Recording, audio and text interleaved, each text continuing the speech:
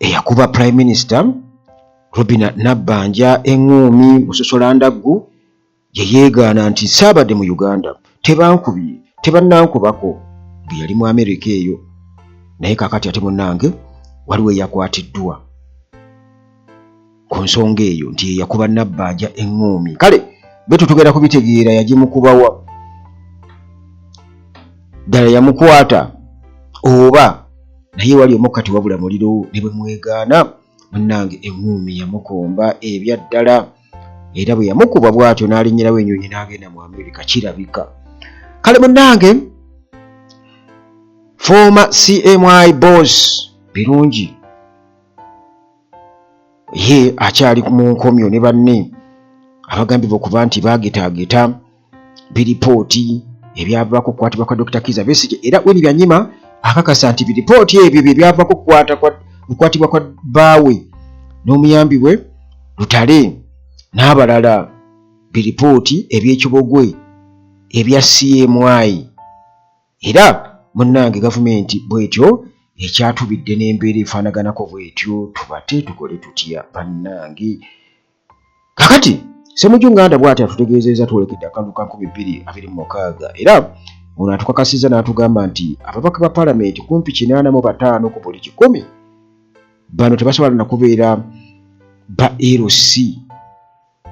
tebasaana oba abamu munnange basaana kubeera ba LC bwe batyo nga bwe ziri mu nnamba LC1 LC2 bwe zityo kale eyo gye basaana okubeera oba kale ba kansala Derek Nyeko yatugamba tagenda kukomawo naye waliwo n'abalala abagenda okujja nga ba independent mu Nuupu byonna wano ku Uganda atalaje nga bulijjo munnange bwentyo munnange nkulamusizzaako gye bali ku gyonna gy'otuusaako engalo wano wemukozese nga bulijjo nziguse kinja namazedde okubeera nga nkijjako era nga teweerabira nti aba maintenance palace balina solar systems zonna bwe zibandibadde weetaaga balina ebyamasannyalaze balina ebyamazzi bakubireko ogende weerolere weerobozeemu gy'oyagala ku bbeeyi yo ate nga n'aba Hillside View Apartments gye bali nnyo bali ku Kasozi Jjanyi Entebbe Road gutuuka Ennamulanda Kitendeka Jansi buuza Ejjanyi ku Kyaki bw'otuuka Ejjanyi ku Kyaki we wali Hillside View Apartments so nga ate ne Dokita waali wano ku Uganda at large bwe bw'oba olina ebirwadde munnange tokkiriza kufuna birwadde Dokita ennamba ginsabe busabi nze nja kuba njikuwa aba Mukisa Transport Services gye bali nnyo bano basobola okutambuza okwetoola eggwanga lyonna era basange ku 07491373 okukosa n'abatimo Property Consultants Limited nabo balina ettaka ery'ebyapa bw'oba oyagala ttaka nga si lya kyapa abattimu tebajja kukolera oba oyagala just poloti ya ndagaano abattimu tebajja kudiiringa naawe wabula gwe oba oyagala ettaka nga lya kyapa abattimu Property Consultants Limited eri ennamba zaabwe bwe ziri awo waliwo omukyala ayitibwa Kyalimpa Rest Sarah ono yasuula ennangamuntu ye era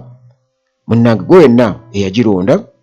kasiibanga eriko erinnya Kyalimpa Rest Sarah emitwalo 10 kyekirabo munnange kyataddewo ajja gino naggwe wooli w'omugambye wonna nti wano wendi okay kakati munnange bagamba nti ewali omukka tewabula muliro mawulire mangi ge tukoze wano ku mutimbagano ku mikutu egy'enjawulo ng'abantu boogera ku bintu ebimu nga waliwo abatugamba ebyo balimba kati gwe bijjawa mwe intelligence simanya waliwo omuntu omwe atera okugamba wano atera okukomentinga ng'agamba nti mwe ba civilians ekikulu ebintu mubiraba bulala kwegamba nti bo nga basooja bwe bategeera ensonga naye bifo nga tonafuuka sooja wali civilian ate ba civilian bangi nga bakusinga ne military science nga ne bw'oli awo ng'oli sooja nga bakutte Uganda atanyonga kati leading olutalo luno tandika otubuulira oyinza okusanga Uganda talaja alina science mungi nga gwe oba watidde nadda tomanyi na kumanya gwewulira buulizi bizuka du n'otandika okubeera awo ng'ofigitinga so nga ate oli tabanko soja naye ng'asobola okugamba tukole bwe tuti ng'era kyekyo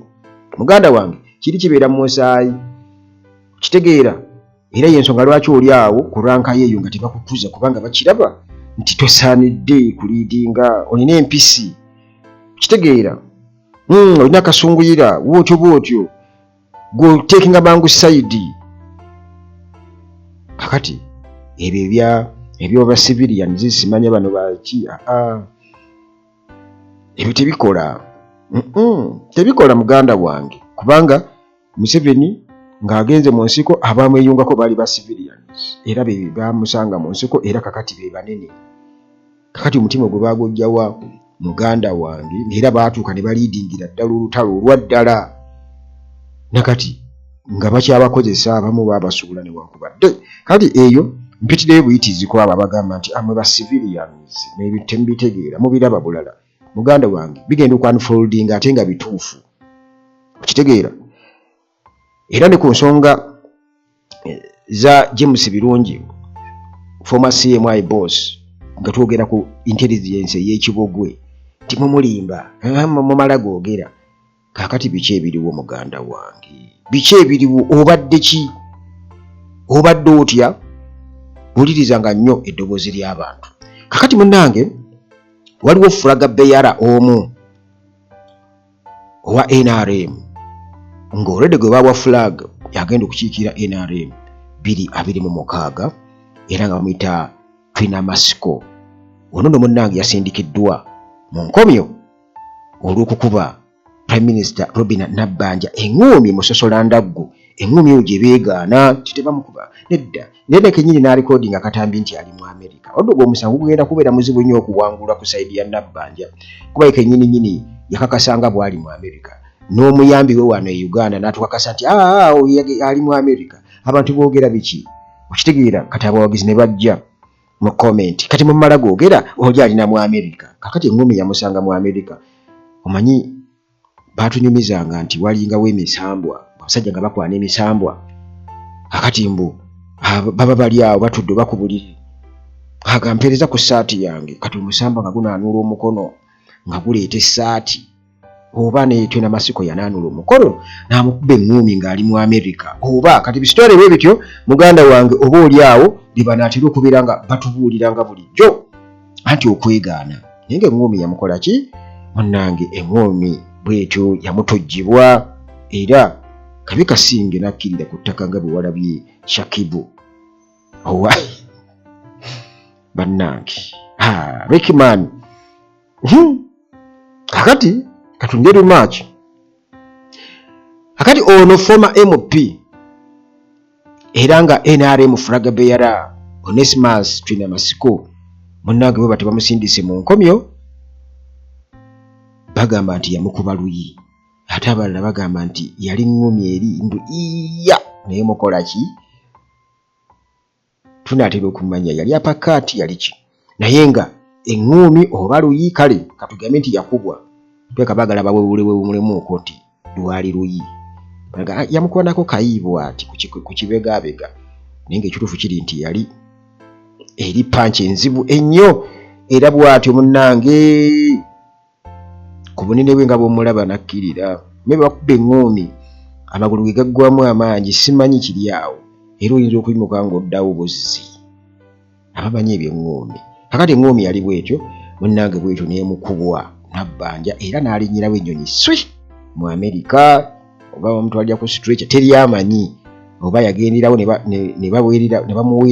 bamuweerawo allowance ya medical n'agenda ku representinga Uganda n'okumujjanjaba tetumanyi kuba balina okufuna ssente bankubye ndi bubi nnyo neetaaga intensive care unit gye neetaaga kakati munnange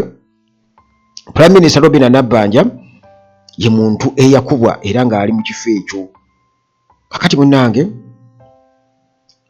reports zigamba nti Nabbanja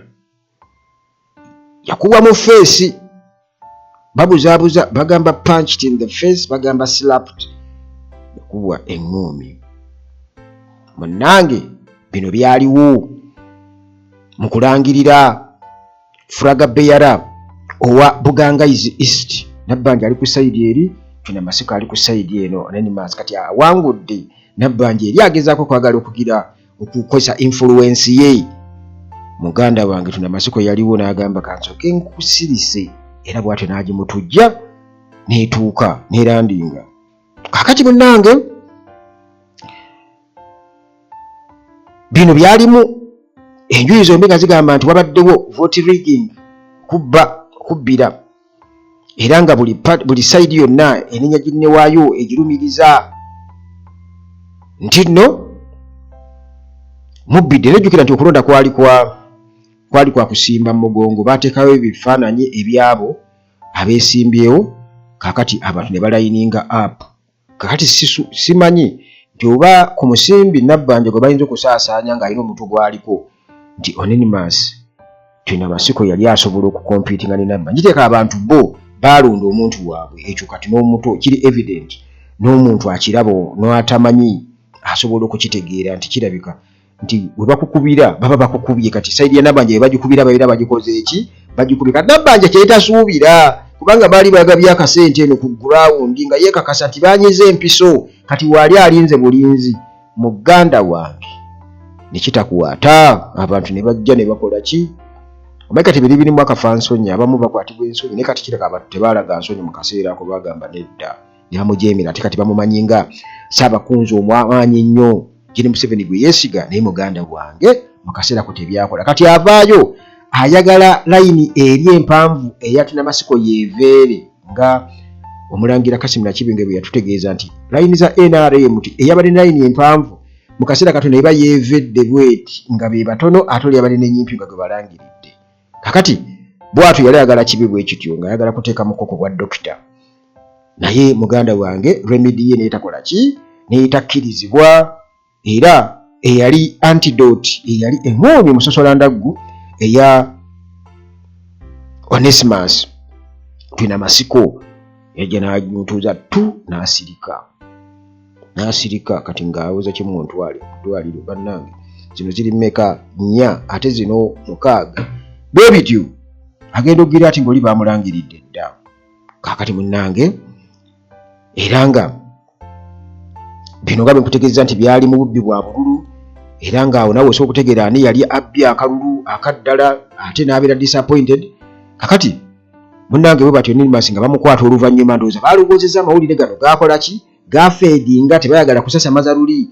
kakasa nti ddala baagimukubye ne bagyewakana, kati batandise okugikkiriza mpola. Naye munnange ensonda bwe zityo ne zongera okubeera nga zikakasa nga amawulire ago gaaliwo. Kakati munnange bwe batyo ne bamukwata ku nsonga ezo. Naye bino byonna kwegamba weebiri byongera okubeera nga bikusigira ekifaananyi ku birala byonna ebigenda mu maaso ne babyewakana. Nedda sinnakola bwe nti, nedda sinnakolako bwe nti. Kakati yatutegeeza taliiwo, ye teyaliiwo mu Uganda, teyaliiwo. Byonna yabyegaana nti ye tebaamukubako kalube luyika kibe kikonde. Kitegeeza nti ono bamuvunaana, bagamba baagala battukiza ekyo yadde nga tekyaliwo, kasa kyaliko mu mawulire. Kale essaawa eno Bunyoro, ab'e Bunyoro bagamba nti munnange mmwe twabasenza, bwe bagamba abantu b'e Bunyoro baabasenza busenza Bannabbanja, kati baagala okulwanyisa ba land owners, bannannyini ttaka. Ab'e Bunyoro baleese point eyo, era nze niŋŋamba nti owulira, bagamba nti nedda twabasenza. Kakati tulinze munnange bail application ejja kuteekebwayo ku lunaku ku date, kuba byaliwo bino July nga 17, 2025 bwe byaliwo eŋŋumi bwe yamukubibwa era ye n'adduka ne September nga 10, 2025 kitegeeza nti awo okusaba ku kweyimirirwa munnange bwe kugenda okubeera nga kutunulwamu. baba considering okumuta oba nedda. Kakati amawulire okuba otya Prime Minister Ngoomi nti namukuba kubanga nali simulabamu bwa Prime Minister. Kakati munnange eyo katuveeyo katubirinde naye just mbadde kakasa bukakasa ku Ngoomi eyo gye twayogerako ne bagyewakana nti nze ndi mu America nzuuna eno tebannangu. Olaba okuba omuntu n'ogenda nga n'akwebaza n'okwebaza ati alina okusika mu mukono okulaga nti mulaba naye ndowooza Ngoomi leka yamutuusa wala nnyo era ng'alaba ne bagamba munyigire mu mugunyo bagende bakakasa ensonga naye amawulire munnange go gabeera mawulire. Kakati era ku nsonga y'emu kwezo zetubadde nga tujja tuwugerako abantu nga bagamba nti tebibaayo ebyo mulimba tebibaayo mwe mumala googera mbwe by'abasooja mbwe simanyi ensonga z'abajjenero ziba z'abajjenero batera okukyogera ennaku zino muganda wange. Kakati obutambi obwo obwafuluma ku Dr. Kizza Besigye Andrew Mwenda bwe yali awaana ennyo bwalumiriza ennyo era n'enteekateeka ze baali balina ku muti gwabwe gwe baategeka eggulu empuku bagenda tugira Dr. Kizza Besigye bwe yali ayagala kutta Museveni yali ayagala kukola atya. Munnange bwe twogerera essaawa eno nga bamaze okubeera nga bakwata eyali akulira intelligence former CMI boss James Birungi. Kakati munnange abantu nga babyogerako kati ku mukutu ogumu bino yanyima yakomentinze nga omuntu omu agamba nti ddala kituufu ripooti ezo kitegeeza ez'ekibuga ezakwasizza Birungi ne banne zandibanga ze zimu ku ezo ezakwatisa Dr. Kizza Besigye. Bwini byanyima n'addamu nti kituufu bino ebintu bya kibogwe nnyo era ezo ripooti ze babeesingako n'olabanga Museveni akyamuukiridde ne Muhoozi akyamuukiridde kitegeeza nti muganda wange bukkiriza mu kyekibogwe naawe obeera wa kibogwe. Ate gye Museveni tujje tumukomplainingako nnyo katugamba abantu Museveni talwa budde bintu ye atunuulidde kimu ntebe bayogera ku security intelligence byonna biri centered ku ntebe ye okitegeera yensonga lwaki okiraba n'abantu bakimanya ayagala nnyo entebe kati batandika okubeera nga bamuwudiisa kubanga security agiteekamu sente nnyingi budget weeri wali kati yeetaaga okusomolwako. Bobi Wine buli wafuluma bw'ati kugamba buli wagezaako kugira bw'ati bagamba katugire awo security nga bakola ki ng'omusimbi guyiika. Ensonga lwaki okiraba nti bwe tugenda mu mbeera eyo katugeze abantu beekalakaasa ku nsonga ez'amakulu poliisi bajja bakutte ebintu bye bakutte nga bya mulembe nnyo. Batuuni zonna mpya, engatto zonna mpya, uniform zonna mpya okitegeera. Emmundu pisto bakwata za $2.5 kubanga bateekawo omusimbi muyitirivu nnyawo. Kakati yeno Museveni baamutegeera obunafu obwo nti ono kiringa bw'onoogamba nti katugeze omusajja baamubbako omukazi kati oli abeera musajja munne abamu batera okukikozesa nti musajja munnange kiba kitegeeza nti mwagala ku mukazi omu oba mwayagala ku mukazi omu yaba musajja munno. Kakati abasajja abasinga obungi batabuka nnyo ku nsonga z'abasajja bannaabwe ayagala nnyo kwegamba amulage nti wakabi wamaanyi bwe yamuzibako omukazi kiwe kati mu competition efaanaganako bwe kati omuntu oyo mukozesa ensobi osobola omugamba omanyi kyoba okola nti tugende wali ali mwali mu kabaala kiraga n'ofune ku ssente zimanyi wanywera tutuuke wali odugaze emmeeza nabo bagulire era ajja kukikola baba alina ssente. Kati gino Museveni bamuddugasisa emmeeza ne Muhoozi mu ngeri eyo bwetyo ey'ekiwalazima nga tebamaze ku digestinga kyukira ate kati balina obuzibu nti ono ye advisor wa munne ku special operations kati bonna bange okuzingako ate nga naddala ng'obeesinga ku kiri jjukira kati waliwo obunafu buli nti ono mwana we mutabani we. Kakati kitegeeza nti engeri gy'amuwulirizaamu ndala kati kyangu nnyo bonna obbazingako kuba abaana bagezi. Kakati awo munnange bwe batyo nga babazingako naye ekyo temukyerabira nti ate waliwo n'embeera ey'abanyampi nti kati Birungi ne banne bayinza okuba nga oba oli awo bwe baagala okuyisiza okubeera nga ate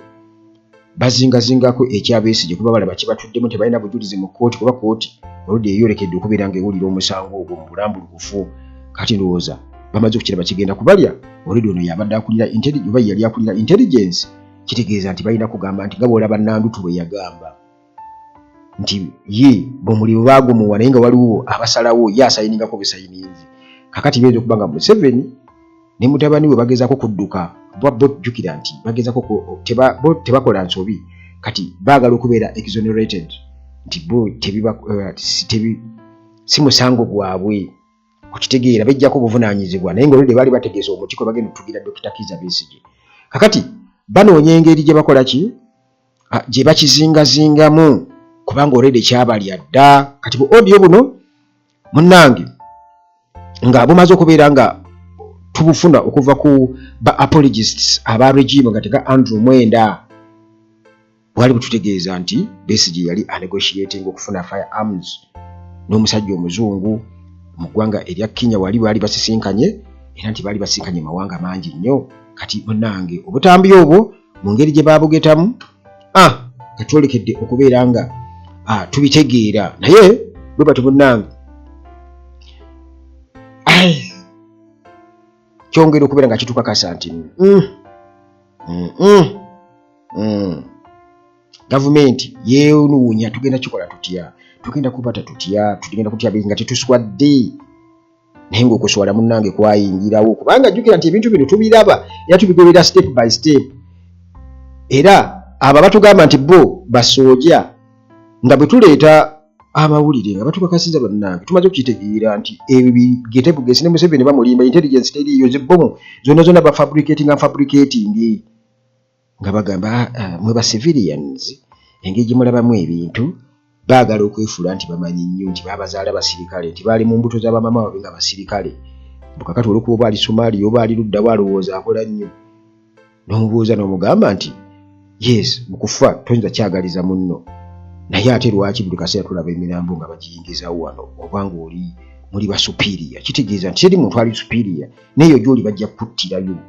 kyesikwagaliza muganda wange kubanga ajagaludde oli muno nawe wagenda kunoonyeza abaana bo naye leka kwefuula nti ete okola ki ebintu bino bitegeera nnyo byensobi gye mukola kuba mbalaba nnyo. Kale munnange mwina kutwegatta kutukulaakulanya Uganda era tusobole okubeera nga tugisimira omusingi ogwa ddala ogutagenda kubeera nga guliko abafunamu nga abalala bafuuka abaddu b'abannaabwe oba okuwambibwa tikakati mu famire emu yebeefuga n'ebirala byonna biva omwo. Singa Museveni biba bisanja bibiri bwe biti ebyo byonna tebyali badde okateebereza Besigye bamusibye n'abantu abalala ebitakwatagana gw'olaba kijja olw'okuba gw'olya bakuwaayo oba bubiri obukadde obubiri obusatu oba mumweka enkya ojja kuba ate oba oliawo oyinza okukola ezisingako ne ku ezo singa Uganda ebeekola ki nga nambulukufu bulungi nnyo. Kakati munnange Ssemujju yayogedde ku nsonga omanyi kati ebibiina by'ebyobufuzi kati nga mu NOP tulaba abantu bangi naddala ku social media be bammye bendera eya NOP 2026 nga boogera basawuda madada n'abalala bonna boogera by the way sawuda madada ye yagenze dda bwe nawulidde nti ayagala kujja nga independent ate nga n'ennyeko Derek Nyeko ye yabennyuse yagambye nti kale kiruma nnyo ttiimu ye babadde beesunze okuba nti akomawo naye okusinziira nti ng'amaze okureflectinga ku ebyo ebiriwo byalaba yagambye tagenda kukola ki tagenda kudda mu lwokaano Derek Nyeko emakindi wali tagenda kudda naye kati waliwo abalala abalangiridde dda nti bagenda kujja nga ba independent olw'ensonga si bamativu olw'ensonga ezo naye Ssemujju ku nsonga eyo yabaddeko n'ebyayogera ku nsonga eyo newankubadde abamu era babiraba kifuula nnenge naye Ssemujju agamba nti omutindo gw'aba MP n'engeri gye bateesamu mu paalamenti eno ey'e11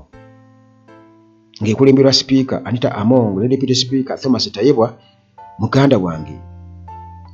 yakibogwe nnyo era ne ba MP abamu obatunuulira ne weewuunya n'okwewuunya. Kakati agamba nti nno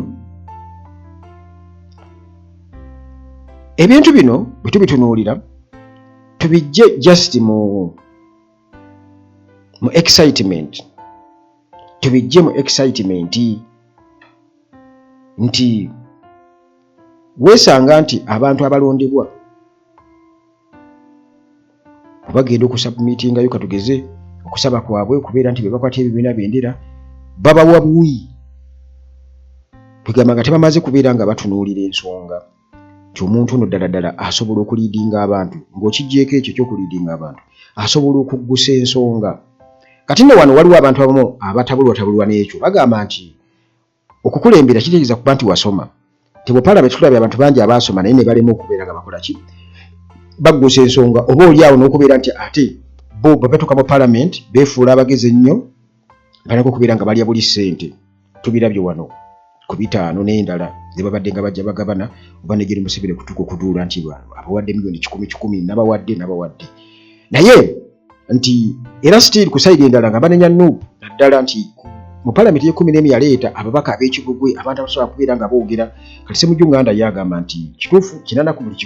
10 85 ku buli 10 ba MPs balina kubeera bakansala ba LC3 naye abo political parties ate bezireeta mu Parliament okubeera nga bateesa nti balina omutendera balina okubeera nga bakoma nti oba oliawo MP yali badde nti ddala atuukiridde katugeze singa abagenze katugeze nga mukosase nga baleese omuntu ow'ekitongole ekimu okubeera nga bamubuuza ebibuuzo ng'asobola okubeera ng'abitegeera ng'ebintu byasoma newankubadde ayinza okuba tabimanyi naye nga bw'abitunulamu bw'ati n'abiyitamu asobola okubitegeera naye bategeeza kino era n'asobola okufeezinga ebibuuzo oba okukyogerako mu ngeri ekkirizibwa. Naye abantu bo bagamba nti tulabye bangi nnyo naye nga tebusobola nakukola ki nakwogera mu Parliament naye ate nga baasoma bo abantu bwe bakola ki bwe bagamba naye Parliament kifuuso si nnyangu nti omuntu yeetaaga n'abeera bintu ng'abitegeera nga tuvudde just ku kulonda obulonzi. Kati Nuupu oba oliawo egezezaako okukola ekintu ekyo abantu abamu kye balowooza nti oba oliawo wabeera foot soldier oba okwalifying okubeera nti kati gwe bajja kutunulamu tuyiriddewo ennyo Nuupu omubiri naye omuntu bw'agamba nti ayiriddewo nnyo Nuupu omubiri ate abeera mukyamu kuba kiba kiva ate ku trend ya people power. Ayiriddewo nnyo Nuupu omubiri yandibadde atunulwamu era n'akolima weewuunye nti yeerabidde nti ate waliwo n'abatagenze kunona flag oba kwagala kwesimbawo naye ate nga bali qualified ate era nga balina obusobozi kwegamba ne karakita zaabwe nga buntuufu bo basobola okukulembera abantu naye si buli omuntu agenda kuba ate agenda ku ekyo kuba kati guli si mulimu kuba kati abantu abamu balaze nti mu butuufu mulimu era baagala kasente balaba bafiiriddwa omulimu so nga ate tulowooza nti bye babasomesa oba katugeze eri watali Makerere Kavule ekamooja ku School of Leadership ya Nuupu yali badde servant leadership buba buweereza bukulembeze so si mulimu nti ogenze kufuna mulimu nga bwendaba ate abamu bwe bakola ki naye still kiba kitegeeza nti kakati awo tuba tugenda emitima gisunsulwa abantu bongera okutegeera nti ne ku ground oba n'abo abayirayo bannaabo abaga nti bayiyewo omubiri kitegeeza nti kakati tuba tumaze okubeera nga tutegeera nti kituufu nti kati balina abo boolyawe baali babala nti bwembeera lwoyo nnyo wano bayinza okumpa kino bwenkola bwe nti bajja kumpa kino nja kuba muganzi nnyo wano bwe bityo naye ate kakati bwe tuli essaawa eno titwagala abantu nga basobola okudisipuliyinga byonna mu karakita yaabwe nga tulaba abakulembeze ate nga mu butuufu n'ensonga bajja kusobola okuziggusa. Kati abamu bagamba nti Ssemujju talina kyakoledde beekira naye ate ng'era sitiiru nange era ngamba nti Ssemujju si yalina okukola si yalina okukola sijja kumuwolereza nti oba muwagira oba kiki naye ate si yalina okukola kikyamu nti gavumenti yerina okukola bwe tosuubira nti MP agenda kukukolera oluguudo wabula gyalina kuggusa nsonga gavumenti ekole ki. Kati bo bagamba nti abamu nti obeera mu Parliament n'oleekaana n'oyogerera Museveni n'okola otya still era n'ekyo nakyo still sirabamu makulu gaakyo olw'ensonga nti Museveni buli kimu kye tulimu kati kiva ku ye kubonaabona kwonna kuva ku ye n'eggwanga okulaba nga ligenda kunyiikirwa linnyikiddwa mu mabanja mu biki byonna biva ku ye n'olw'ensonga emirimu agiwa bafamire ye tukimanyi bulungi ekitegeeza kirina okubeera nga kyogerwako I think so